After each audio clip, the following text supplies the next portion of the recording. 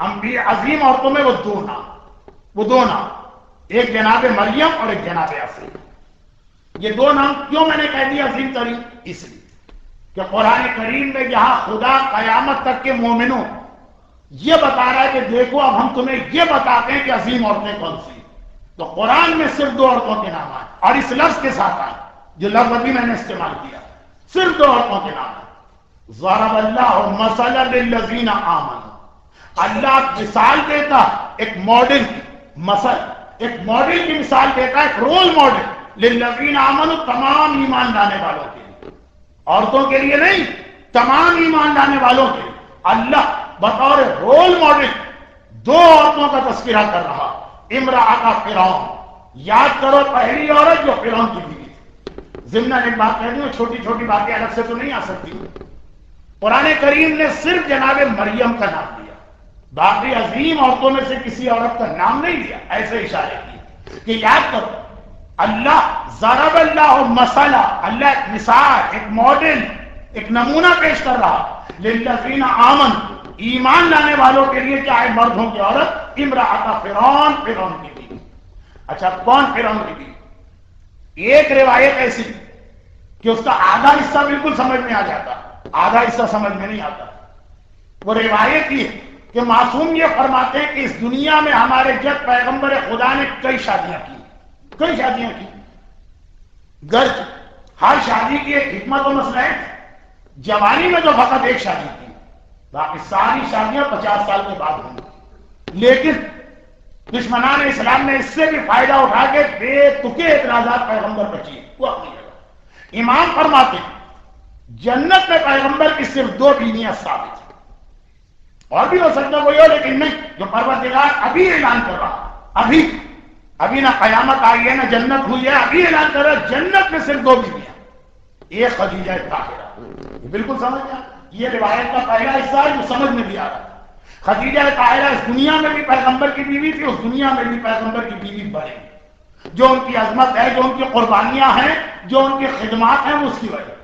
اور اس کے بعد امام ام سلمہ تک کا نام نہیں لیا، جن کو حدیث کساء میں بھی روکا گیا۔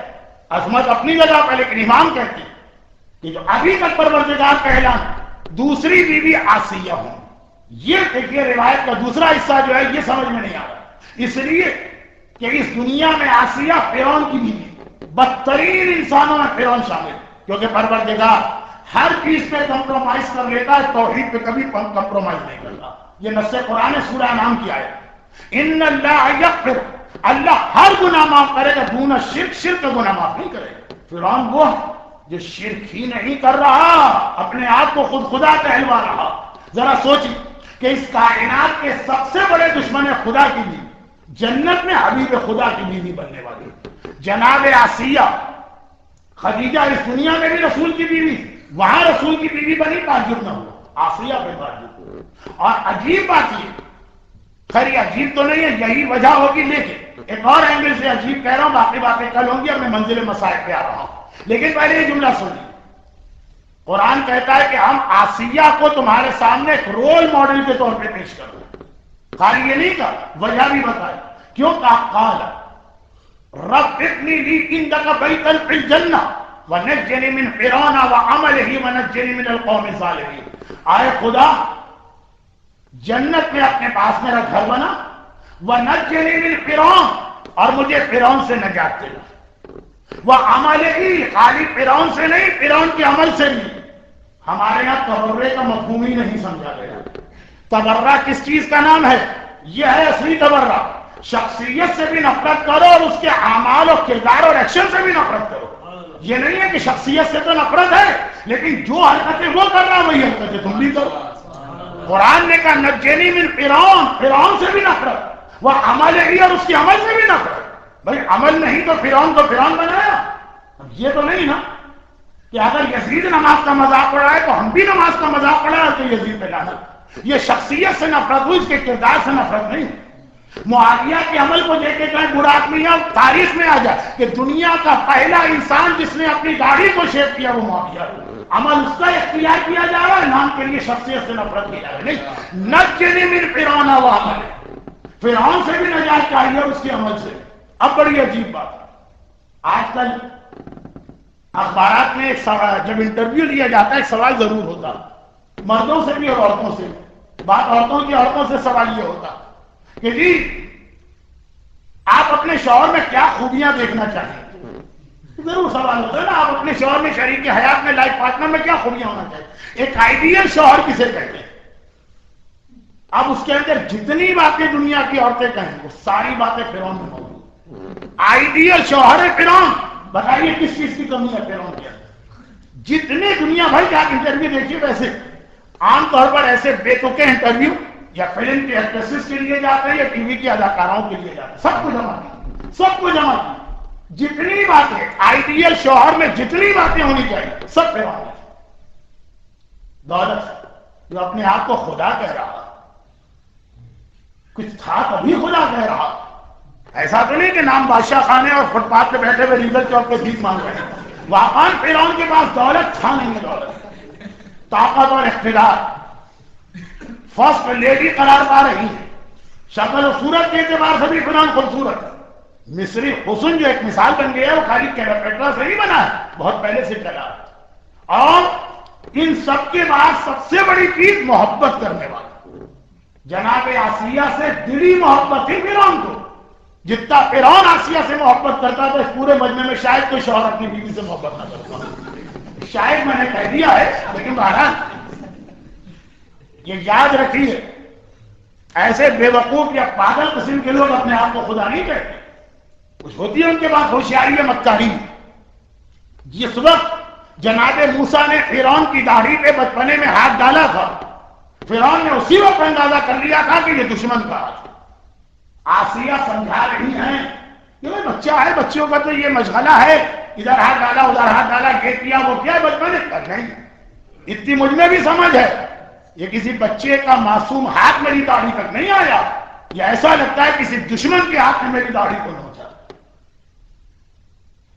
سمجھ گیا، بھانپ گیا، لیکن اس کے باوجود صرف آسیہ کے کہنے پہ جناب موسیٰ کو نظر انداز کیا۔ ٹھیک ہے، واقعہ ہے کہ وہ آسیہ نے کہا نہیں یہ بچہ ہے، لاؤ کھجور کی ایک ٹرے لا کے رکھو اور آگ کے انگاروں کی ایک ٹرے، دیکھو ایک ادھر ہاتھ بڑھائے، بچہ ہے نا، چمکتی ہوئی چیز لے جائے گا۔ لیکن فرعون اس وقت بھی بار بار کہہ رہا ہے میں سمجھ رہا ہوں اس نے میری داڑھی کو پکڑی، یہ میرا دشمن، صرف آسیہ کی محبت میں نظر انداز کر رہا ہوں۔ دولت، طاقت، خاندان، حسن جمال اور ساتھ ساتھ اتنی محبت، آئیڈیل شوہر ہے، اب عورت کو اور کیا چاہیے؟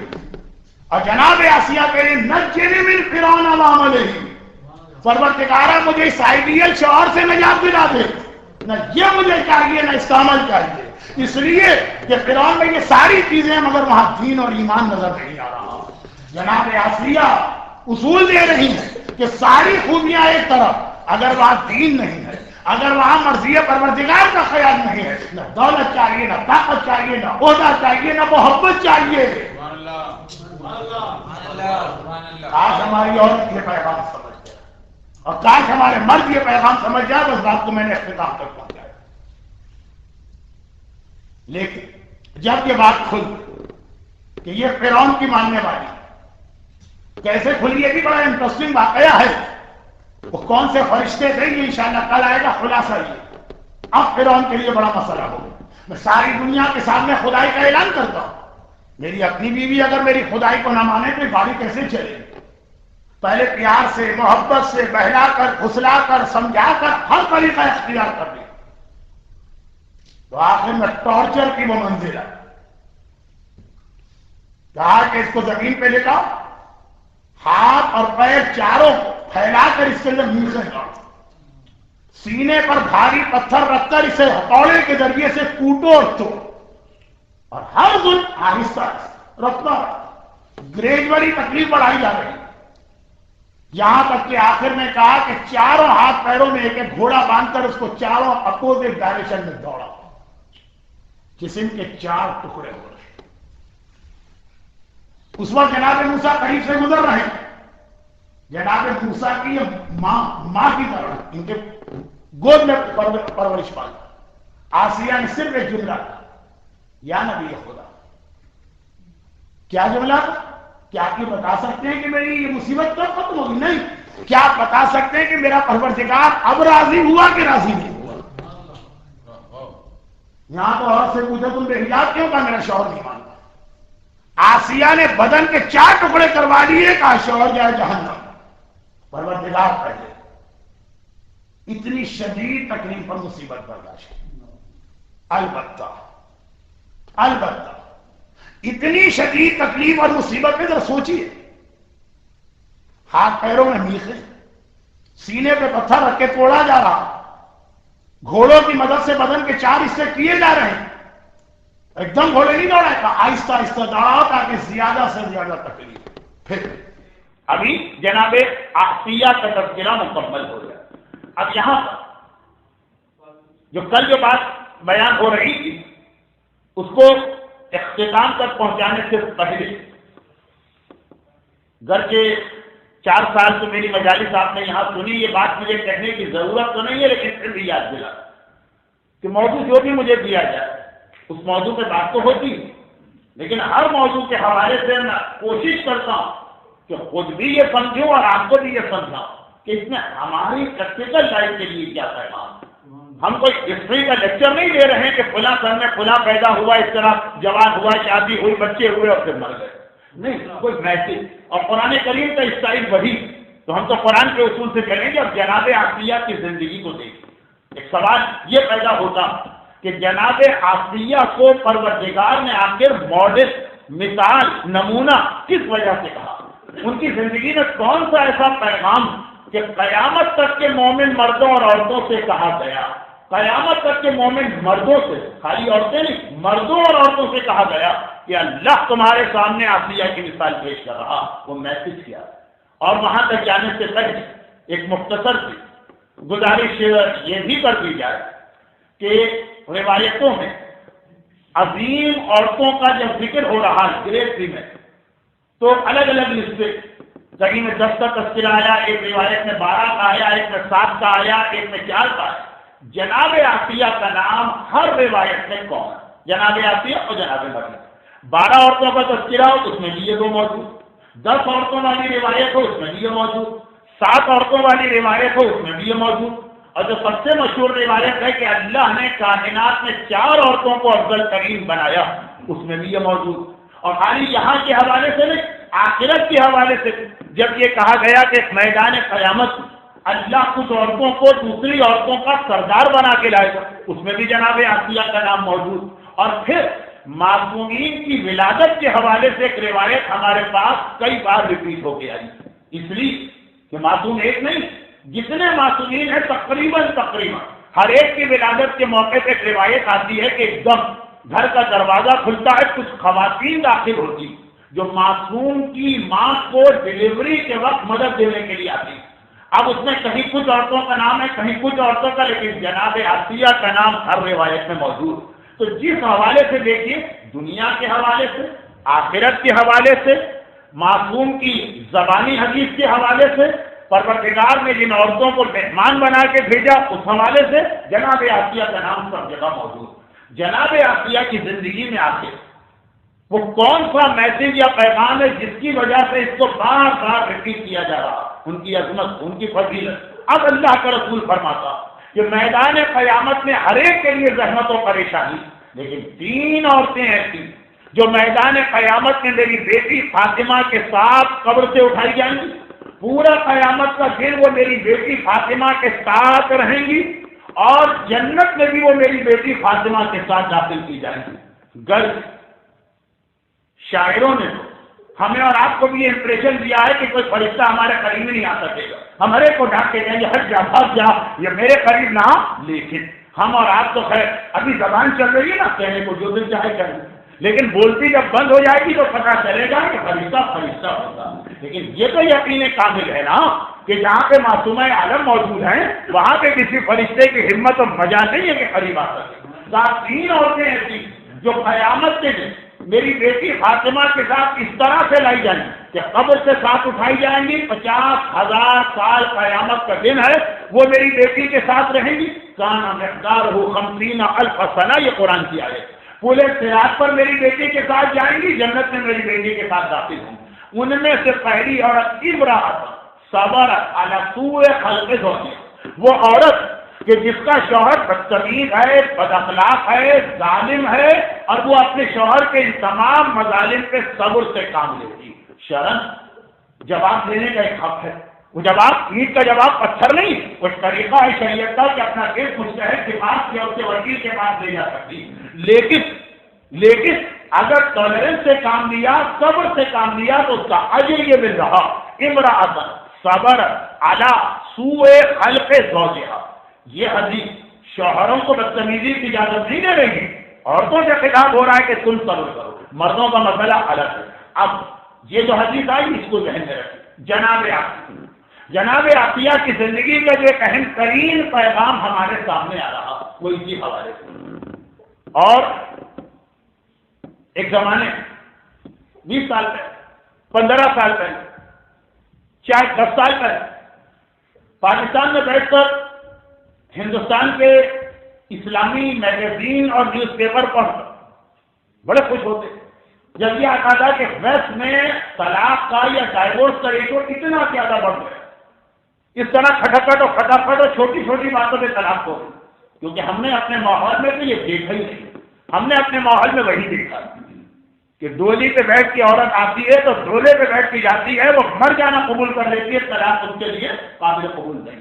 لیکن اب ہمارے اپنے ماحول میں ہندوستان سے بھی اطلاع آ رہی ہے، پاکستان سے تو ہم اپنی آنکھوں سے دیکھ رہے ہیں کہ اس کثرت کے ساتھ ہمارے یہاں بھی طلاقیں ہونے لگی، اور ایسی بات کہ ذرا بھی اگر دونوں پارٹنر یا ان کے خاندان والے ٹالرنس سے کام لے تو دونوں کی زندگیاں میں زبر کرتی ہیں، اور جو سب سے زیادہ افیکٹڈ اس میں ہوتے ہیں یعنی بچے، کہ باپ کے ہوتے ہوئے وہ یتیم ہو جاتے ہیں، ماں کے ہوتے ہوئے وہ بے ماں کے ہو کے رہ جاتے ہیں۔ وہ اب ہمارے یہاں بھی بڑی کثرت سے بڑھ رہا، اور اسی لیے بڑھ رہا کہ ٹالرنس ختم ہو گیا۔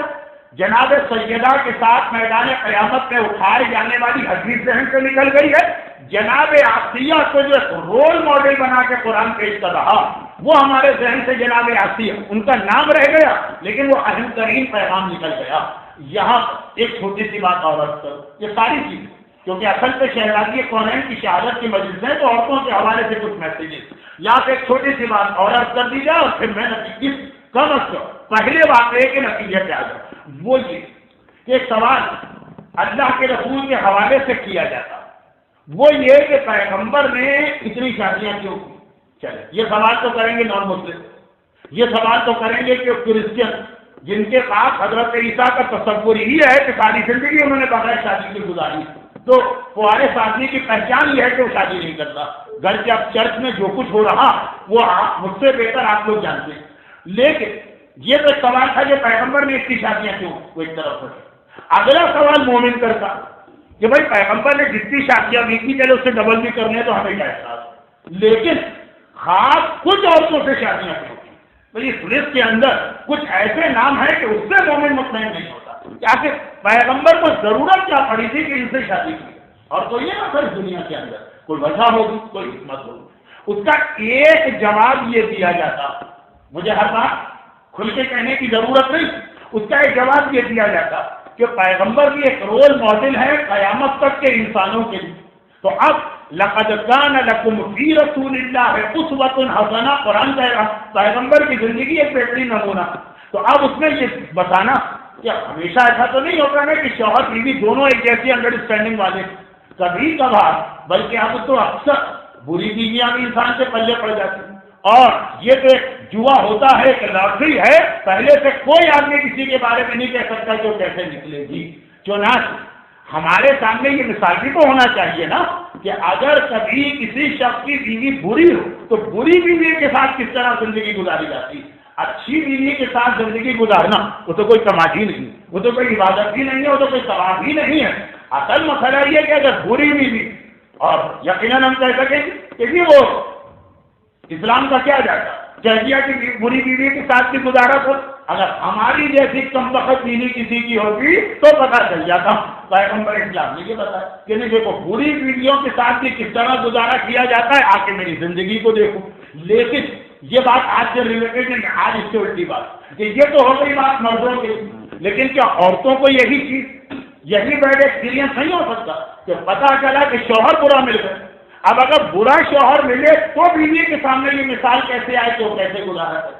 اب برا شوہر ملے، پیغمبر کی زندگی میں تو یہ کہ بحیثیت مرد ایک سے زیادہ شادیاں، عورت کی زندگی میں تو ایک ہی شادی، کس شخصیت کو رول ماڈل بنا کے یہاں پیش کیا جائے کہ خود عورت بہترین ہو اور شوہر اس کا بدترین؟ خاندان اہل بیت کی تو کوئی خاتون اس امتحان سے نہیں گزاری جا سکتی ہیں کئی وجوہات کی بنا پر۔ جناب آسیہ سیرت رسول کے اندر ایک بہت بڑا ایڈیشن اس بات کا کر رہی کہ پیغمبر نے زبانی طور پہ تو عورتوں سے کہہ دیا کہ اگر تمہارا شوہر بدترین بھی ہے تب بھی حد الامکان اس کے ساتھ گزارا کرو، سوائے اس مرحلے کی جہاں پہ جناب آسیہ نے سارے مظالم برداشت کیے کہ جب بات دین اور ایمان کی آ جائے وہاں پہ بات چھوڑو، لیکن برے شوہر کے ساتھ گزارا۔ اس کی مثال پروردگار عالم پیغمبر کی کسی بیٹی کے ذریعے، پیغمبر کے خاندان کی کسی سیلانی کے ذریعے نہیں دی، یہاں جناب آسیہ کی مثال آ رہی۔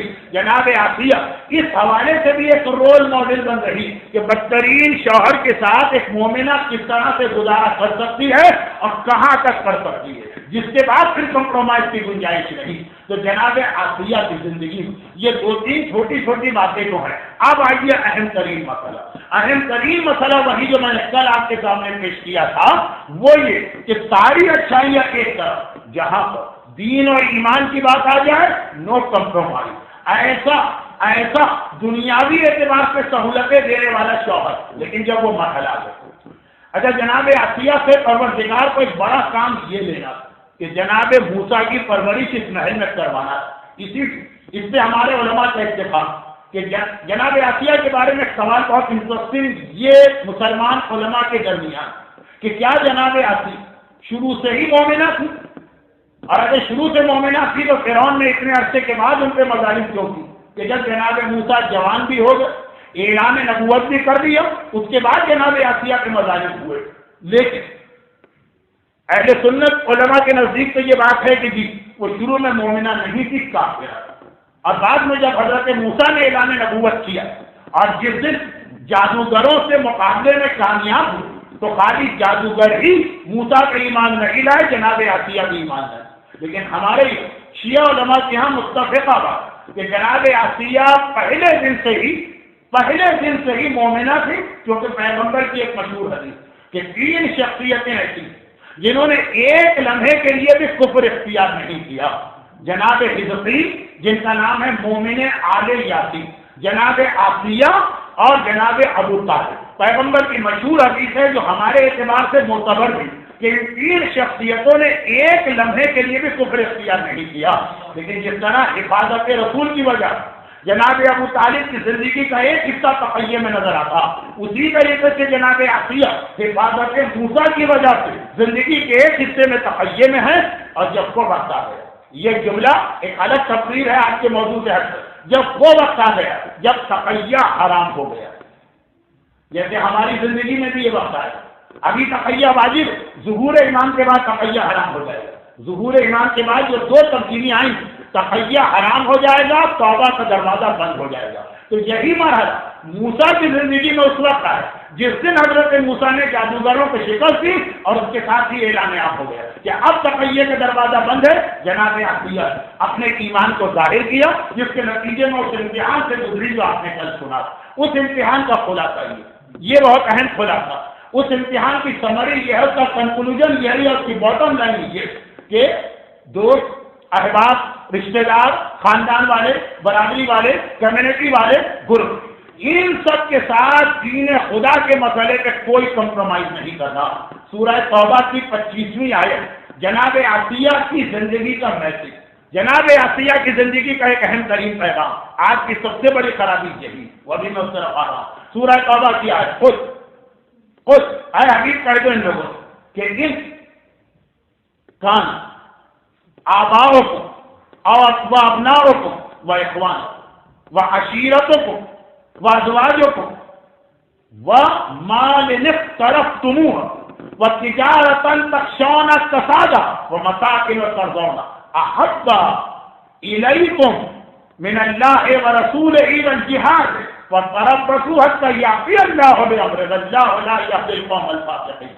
کہہ دو ان لوگوں کہ اچھا تمہیں اپنے والدین زیادہ پیارے، تمہیں اپنی اولاد زیادہ اچھی لگتی، تمہیں اپنے بھائی زیادہ پسند آتے، تمہیں اپنے شریک حیات کے لائف پارٹنر کی بات زیادہ قبول، تمہیں اپنے دوست احباب اور خاندان والے، یہ جو ویکینڈ کی گپ شپ ہوتی ہے، کہ جو جگہ جگہ ایسی مکس گیدرنگ ہوتی ہے، یہ تمہیں زیادہ پسند آتی۔ وہ مال اقترفتموہ، وہ مال جسے تم نے جمع کر کے رکھا ہے وہ بہت پسند ہے۔ وَتِجَارَةً تَخْشَوْنَ كَسَادَهَا، وہ بزنس کہ ڈر رہے ہو کہ اگر میں اللہ کے راستے پہ چلا تو اس میں نقصان نہ ہو جائے۔ وَمَسَاكِنُ تَرْضَوْنَهَا، اور تمہارے وہ بہترین اور عالیشان مکان جس سے تم راضی۔ أَحَبَّ إِلَيْكُم مِّنَ اللَّهِ وَرَسُولِهِ، چاہیے رشتہ دار، یہ دوست، یہ مال، یہ تجارت تمہیں اللہ اور اللہ کے رسول سے زیادہ پسند ہے؟ اگر ایسا طرف بس انتظار کرو حتی یأتی اللہ بأمرہ، یہاں تک کہ اللہ اپنے عذاب کو لے کر آئے گا۔ واللہ لا یہدی القوم الفاسقین، یاد رکھو فاسقوں کی اللہ ہدایت بھی نہیں کیا کرتا ہے۔ تو یہ جو ایک بڑا مسئلہ کہ آدمی کو پتا ہے کہ دین کیا ہے لیکن دوستوں کا ترک، آدمی کو پتا ہے کہ ایمان کیا ہے مگر رشتے دار۔ مثلا پاکستان میں آپ انتہا اور ہندوستان میں انتہائی دیندار گھرانوں میں بھی دیکھیں گے آج کل مکس گیدرنگ سے نہیں بچا جا رہا۔ کیوں؟ ہمارے گھر میں ہی جا رہا، ہمارے گھر کے اندر مثلا میوزک کی آواز نہیں، ہمارے گھر کے اندر مثلا تلاوت قرآن، لیکن ہم کسی باہر میں نہیں رہ رہے ہیں۔ کبھی دوست، کبھی احباب، کبھی والدین، کبھی دوست، کبھی رشتے دار، کبھی یہ برتھ ڈے پارٹیز، کبھی یہ ویکینڈ کی گیدرنگ، خواہ نہ خواہ، چاہیں کہ نہ چاہیں ہمیں گناہ کے راستے پہ لے جاتے ہیں۔ فی جنات یتساءلون عن المجرمین ما سلککم فی سقر قالوا لم نکن من المصلین۔ قرآن کہتا جنت والے جہنم والوں سے آخر میں پوچھیں گے قیامت کے دن، ارے تم کیسے جہنم میں آ گئے؟ کہیں تو نماز نہیں پڑھتے، ولم نکن نطعم علی المسکین، مسکین کا حق ادا نہیں کرتے تھے، کنا نخوض مع الخائضین، اور بہت سارے گناہ ہمارا دل بھی نہیں چاہتا، لیکن کیا کریں؟ جو دوستوں کا سرکل ہے وہ یہ گناہ کر رہا ہے تو ہم بھی ان کے ساتھ پانچ لے کے بیٹھ گئے، کیا کریں؟ اب خاندان کی شادی ہے، مکس گیدرنگ ہے، ہم کو بھی جانا پڑے گا ورنہ تعلقات خراب ہو جائیں گے۔ قرآن کہتا اللہ زیادہ پیارا ہے، تعلقات زیادہ پیارا ہے۔ قرآن کہتا حکم رسول زیادہ اہم ہے کہ دوست اور احباب کی تاش کی گردیاں زیادہ اہم۔ سورہ توبہ کی آیت، سورہ مدثر کی آیت، مگر یہ تو زبانی بات ہے نا، ایک بات پلٹ کے کوئی بدتمیز آدمی کہہ سکتا ہے کہ رسول کا کیا جاتا ہے، کہہ دیا۔ کبھی اس مرحلے سے خود گزرتے تو پتا چلتا کہ دوستیوں کے لیے کتنے کمپرومائز کرنا پڑتے ہیں، خاندان والوں کے لیے کتنی جگہ جھکنا پڑتا ہے۔ آسیہ کو ایک رول ماڈل بنایا جا رہا، یہاں پہ آسیہ یہ بتا رہی کہ جہاں اللہ اور رسول کی بات آ گئی، جہاں پہ دین اور اسلام کی بات آ گئی، جہاں واجبات و حرام کا مسئلہ آ گیا، وہاں پہ جسم کے 4 ٹکڑے کروانا یہ بھی قبول ہے۔ جہاں پہ دین اور اسلام کی بات آ گئی وہاں پہ ہاتھ پیروں میں نیخے کروانا یہ بھی قبول ہے، مگر ایک لمحے کے لیے بھی ان رشتے داریوں اور دوستیوں کی وجہ سے، اس ویکینڈ کی گیدرنگ اور برتھ ڈے پارٹی کی وجہ سے، ان والدین اور اولاد کی وجہ سے دین اور ایمان کے مسئلے پہ کوئی کمپرومائز نہیں ہو سکتا۔ نجنی من فرعون و عملہ، پروردگارا مجھے فرعون سے بھی نجات دلا اور اس کے عمل سے بھی نجات دلا۔ اور یہاں پہ رک کر ایک بات اور بتا دی جائے، گریٹ ویمن ان اسلام، جناب آسیہ کی شخصیت جہاں پر، اس کا تو بہت اہم پیغام۔ آج ویسٹ میں بھی آپ کے ساتھ سب سے بڑا یہی پرابلم، اور اسلامی دنیا میں بھی آپ کے ساتھ سب سے بڑا یہی پرابلم کہ جو دوست اور احباب ہیں یہ آپ کو دین سے نہیں چلنے دیں گے۔ جو معصوم نے کہا نا کہ جب ہمیں کسی آدمی کے بارے میں پہچاننا ہوگا کہ یہ آدمی کیسا ہے تو ہم اس کو دیکھتے ہی نہیں، ہم اس کے دوستوں کو دیکھتے ہیں کہ وہ کیسے، جیسے وہ ہوں گے ویسا ہی یہ انسان بھی ہوگا۔ یہ بہت بڑا آپ کا مسئلہ بن گیا۔ جناب آسیہ کو رول ماڈل قرار دینے کی ایک اہم وجہ ہے